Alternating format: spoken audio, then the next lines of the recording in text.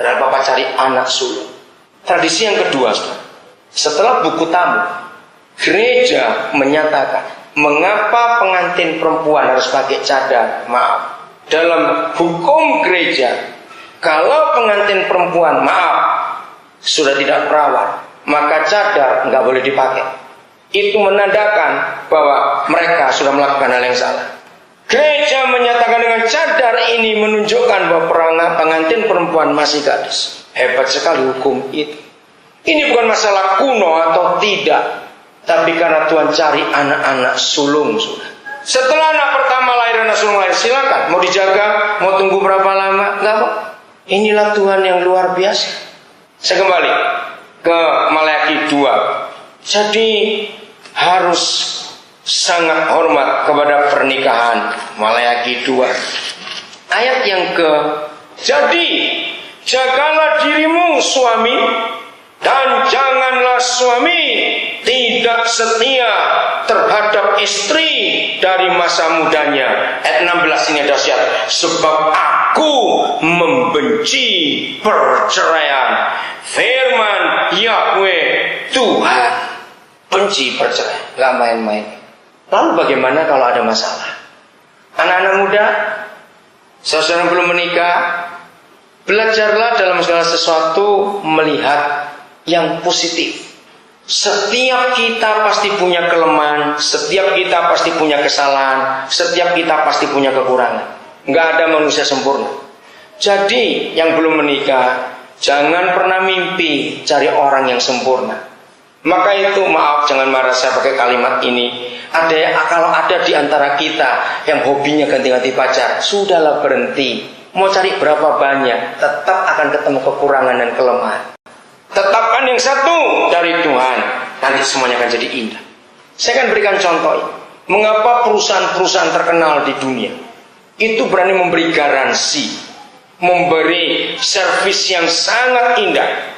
Pokoknya kalau ada kerusakan apa-apa, kembalikan kepada authorized service-nya. Karena mereka menjamin, mereka menyiapkan suku cadang yang dibutuhkan, apa saja. Jam-jam tangan terkenal, merek-merek kamera apa saja, mobil apa saja yang terkenal, mereka menjamin. Begitu pula surga.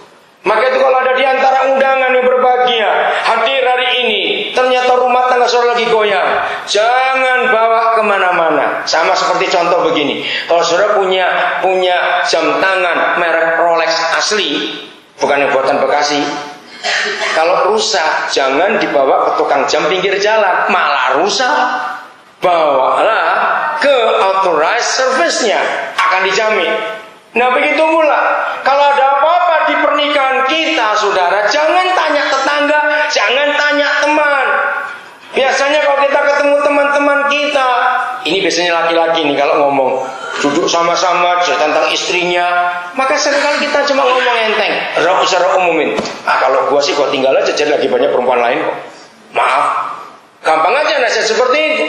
Maka itu kalau ada apa-apa dalam rumah tangga kita, jangan bawa kemana-mana, bawa kepada yang menciptakan pernikahan. Yesus Kristus Tuhan kita sanggup untuk memperbaiki. Di sini orang tua saya ingin bicara. Kita akan lihat hukum ini, Kejadian pasal 2. Papa mama, nanti pada waktu anak diberkati.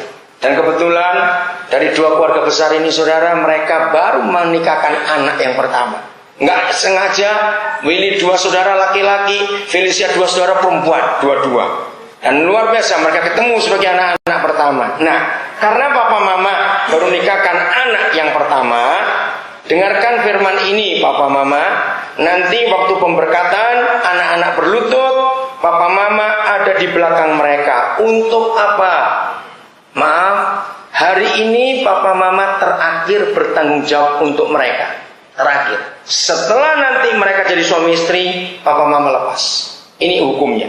Ayat yang ke-24. Kejadian 2:24.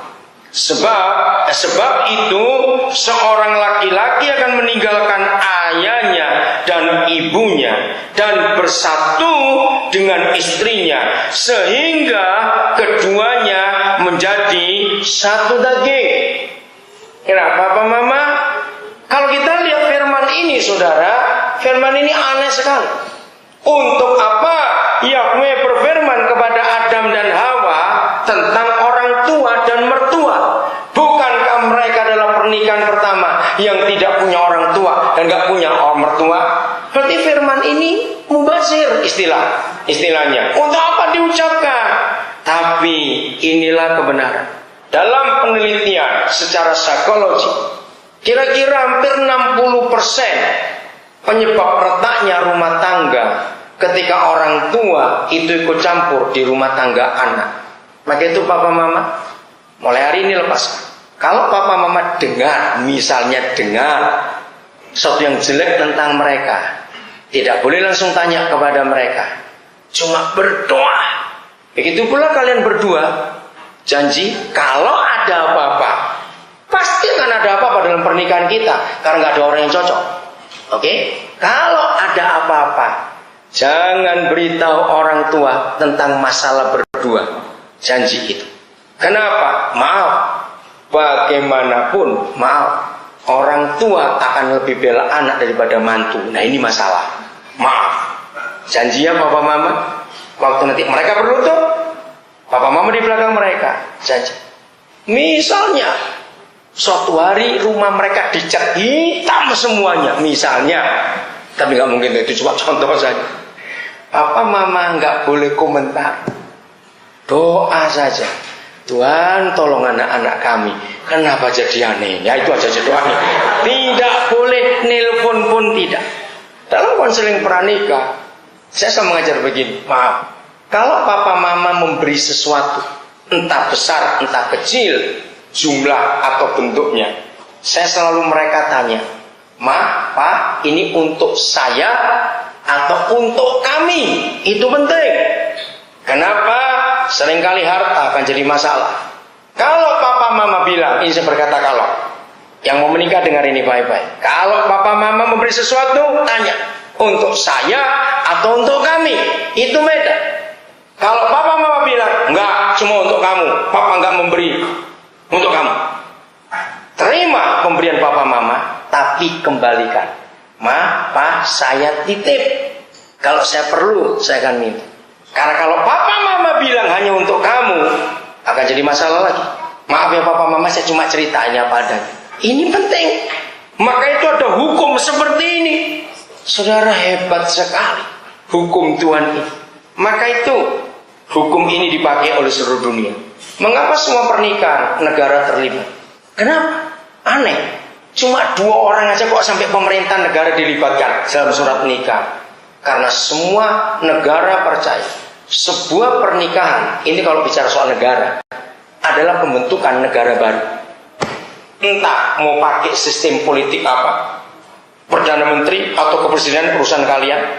Jadi kalau kalian pakai istilah Perdana Menteri, maka istri itu adalah presidennya, maka kepala pemerintahnya adalah suami. Kalau pakai itu. Kalau ini pakai sistem kepresidenan, maka suami presiden, istri adalah wakilnya. Nah, papa mama, ini masalah. Setelah mereka membentuk rumah tangga baru, artinya mereka membentuk negara baru. Nah, papa mama negara sudah tua, sudah eksis lebih dulu. Kalau sampai negara lain mencampuri urusan negara lain lagi, itu namanya invasi dan itu perang. Hukum ini luar biasa. Maka itu setelah anak-anak menikah harus berdiri sendiri. Ya. Dalam konseling pernikahan semua orang tua ditanya. Kalau sampai ada yang menikah itu anak mama, wah itu repot. Harus dilepaskan dulu. Mama nggak boleh berkata ini anak mama. Kenapa? Nanti mantunya cepat mati. Kenapa mantu cepat mati? Kalau diurus terus oleh mertuanya nanti itu anakmu diapakan? Kamu masak apa? Gimana? Nggak terus sama begitu. Nggak boleh. Jadi kalau papa mama sudah merelakan anak menikah, lepaskan total. Kita cuma berdoa supaya Tuhan menolong mereka. Jadi ini yang kalian harus lihat.